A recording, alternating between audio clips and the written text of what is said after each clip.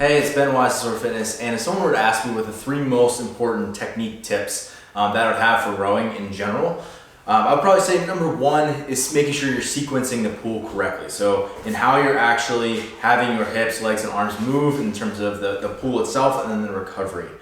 Number 2 would be making sure that you're getting the correct amount of seat slide. So how far your seat is actually going relative to how far the handle's moving.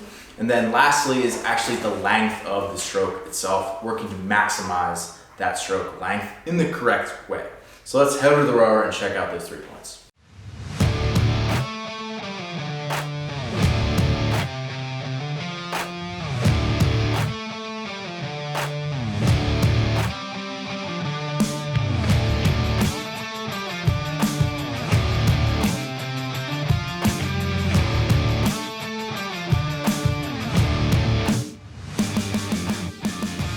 So our first technique tip is sequencing the pool and the recovery.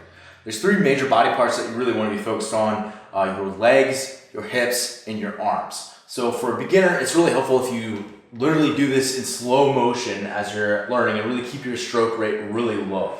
So you're going to first push with your legs, you'll then open with your hips, and then you'll pull with your arms.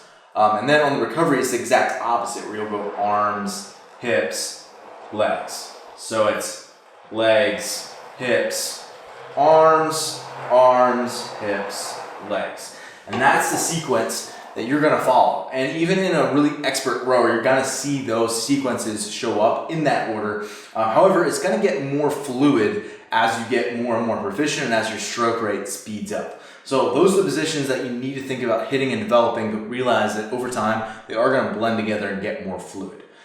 So there's a couple common errors that I see in sequencing the pool that we're gonna go through one by one. The first common error that I see is failing to finish. So in other words, you're rebending the knees before your arms completely finish the stroke. And it's really just letting you bleed power in the stroke where you're not getting the full effectiveness that you could, the full extension of the stroke before you're coming back in. And often this is where people are starting to just get rushed and they're trying to speed up the stroke rate to get more power instead of getting more power on each individual stroke. The second common error I see is leaning back too early. And this is really just to avoid hamstring tension, where people aren't loading the posterior chain in the front portion of the stroke and they're getting away from that.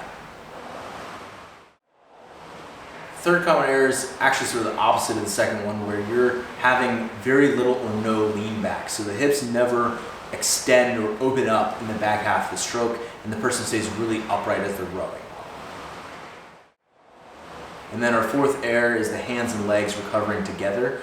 So rather than the hands recovering and then the legs rebending, the hands and legs recover together, where you'll see the hands have to go around the knees during the stroke. And then our second technique tip is about optimizing the seat slide. So how far you're moving on the rail. And it's all about not just sliding as far as you can on the rail, it's about how can you transfer your power appropriately from how you're organizing your body into the machine itself so you can actually cover distance or calories. So realize that there is an ideal amount and that it's not better just to slide less and try to get in this really kind of hinge pattern in order to slide as much as possible. Under or over sliding is not the answer here. So we need to figure out what is the appropriate amount of slide for us to have. Typically, people who err on the side of undersliding are really focused on keeping their heels down the entire time on the rower. This might be all the further they get, and they're kind of in this vertical shin orientation relative to their foot. And you can see my shin relative to absolute is nowhere close to vertical. And we want it to be fairly close to vertical so you have the correct amount of compression. So realize that, I know some people in the space don't teach this, but it's okay for you to have some daylight underneath your heel. That's perfectly fine. Realize that you don't would be way up on your toes, but it is perfectly fine if you have that little bit of daylight under your heels.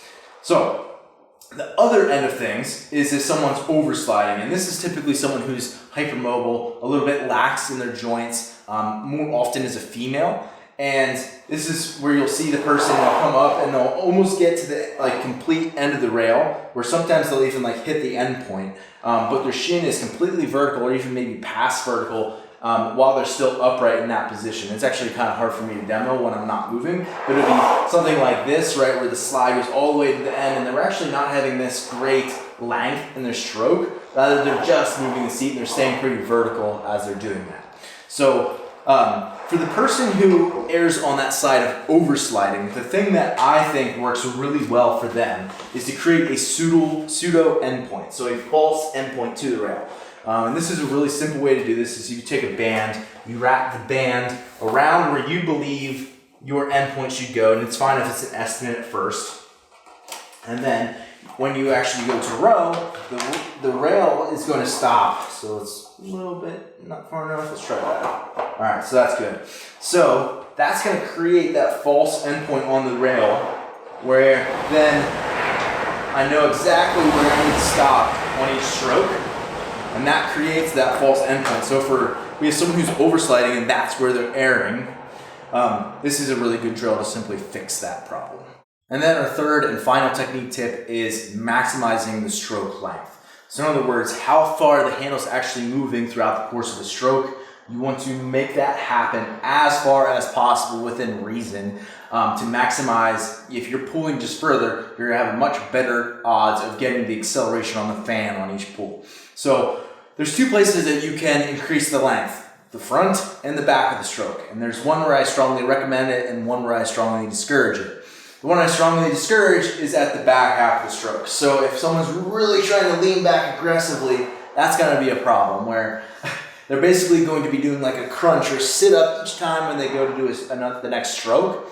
And think about how hard it is to actually row at a decent stroke rate if you have to basically do a sit up every single time and you're coming up out of that, basically a crunch. And again, it's going to put so much strain on your quads, hip flexors, abs that are already being taxed in the movement. So that's not really a good option for us. The other place that we can increase the length of our stroke is in the catch. So having more compression in the catch and trying to get that handle kind of past this endpoint here where the handle is just resting.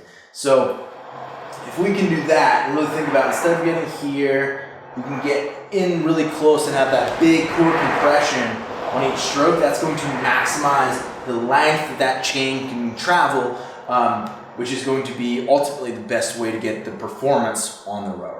So for someone who's either leaning back too far or they don't know where or how far back to lean, this is a really simple drill to fix that is feet out rowing. So you take your feet, you put them over top of the straps, and then you begin rowing. And it will become very apparent if you're leaning back too far because your feet will want to start to come out of here. So you'll see that right around here, maybe at 11 o'clock, if this was a hand of a clock. And then at the compression, I'm going to go to maybe 1 o'clock. So it'll go from 1 o'clock to about 11 o'clock. We're talking about the hands of an analog clock.